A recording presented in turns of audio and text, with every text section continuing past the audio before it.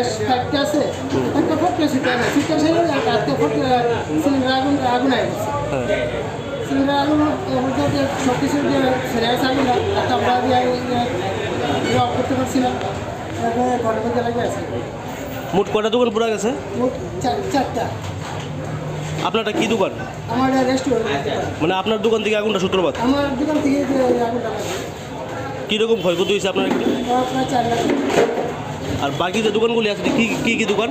একটা হলো জেরাক্স আর ওই যে ব্যারিস ঠান্ডা দোকান আছে, একটা হলো ইলেকট্রিকের দোকান, আর একটা হলো সেলুনের দোকান। আপনার নাম?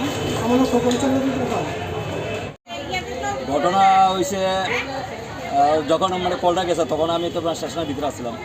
কইছে ইউনিভার্সিটির সামনে উল্টা দিকে মানে একটা দোকান মানে আগুনের জ্বলতেছে। আমরা ইমিডিয়েটলি জয়েন করি। ইমিডিয়েটলি আমি ওয়াটার টেন্ডার মানে সেন্ড করে দিচ্ছি। ইভেন আমি নিজে মানে নিজে আইছি। মোট কয়টা দোকান আগুন লাগছে? মোট 4টা দোকান আগুন লাগছে। কি কি দোকান এখানে? একটা তো রেস্টুরেন্ট, আরেকটা বোধ হয় সেলুন দোকান না, আরেকটা ইলেকট্রিক দোকান বা ইলেকট্রিক দোকানে একটা, রেস্টুরেন্ট একটা, সেলুনের দোকান একটা। মানে আগুনের সূত্রপাতটা কি করে হয়েছে?